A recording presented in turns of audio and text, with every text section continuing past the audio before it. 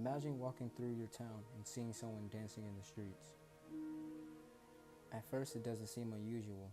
Maybe they're celebrating, maybe they're entertaining a crowd, but then they keep dancing for hours, then for a entire day, then another. Soon more people join them. Dozens of people are dancing non-stop, unable to stop even when they're exhausted. Some collapse from fatigue, others continue until their feet are covered in blood. It sounds like something from a horror movie, but it really happened. This is the strange story of the dancing plague of 1518. The year was 1518. The city of Strasbourg, located in what is now France, was struggling. Food was scarce, disease was common, and life was difficult for many people. Then in July of that year, something bizarre happened. A woman named Frau Trophée stepped into the streets and began dancing. There was no music, she simply started dancing. Hours passed, but she didn't stop. People watched in confusion as she continued moving through the day and into the night. The next morning, she was still dancing. By the third day, she was reportedly dancing despite being completely exhausted. Then things became even stranger. Other people began dancing too. One by one, more residents joined the mysterious movement.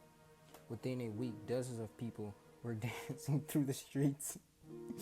Soon the number grew into hundreds. Witnesses described people spinning, jumping, and stumbling through the city for days at a time. Many appeared desperate to stop, but they couldn't. Some cried while dancing, others screamed in pain. The event quickly became a major concern for city officials. Nobody understood what was happening. There was no obvious signs of poisoning. There was no known disease that caused people to dance uncontrollably. Yet the number of dancers continued to grow.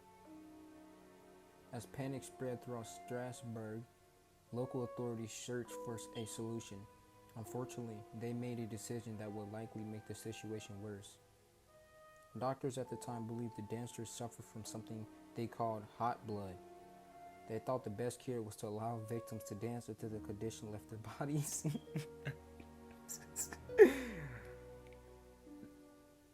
So everybody, hundreds of people got this one condition the doctors generally thought, yeah. So instead of stopping the dancing, officials encouraged it. They cleared public spaces, they built wooden stages, they even hired musicians to provide music for the dancers. Are they serious? No way. The plan backfired. More people began dancing. The strange outbreak continued for weeks. Victims danced until they collapsed from exhaustion. Some reportedly suffered heart attacks. Others died from strokes, dehydration, or extreme fatigue. The city was witnessing one of the strangest events in recorded history. Eventually, officials realized their strategy wasn't working. The dancers were taken to shrines and places of worship where prayers and religious rituals were performed. Gradually, the outbreak began to fade. After several weeks, the mysterious dancing finally stopped, but the question remained: what caused it? More than 500 years later, historians and scientists still debate the answer.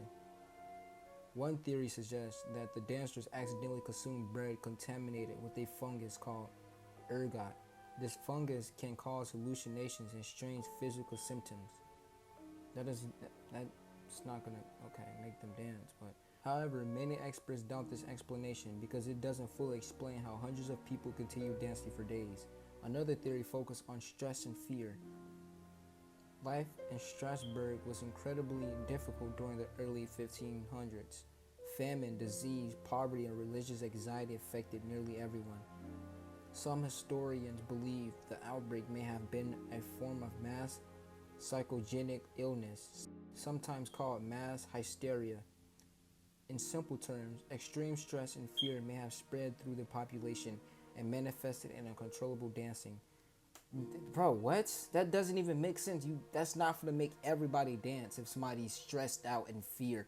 If you have fear and stressed out, bro, it just sounds like anxiety to me. It just sounds like anxiety, to be honest. That just doesn't make sense.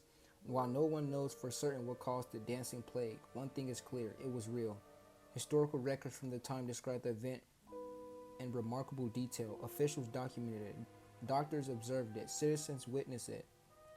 Today, the dancing plague of 1518 remains one of the history's greatest mysteries. Hundreds of people danced for days. Some danced until they collapsed. Some may have danced themselves to death.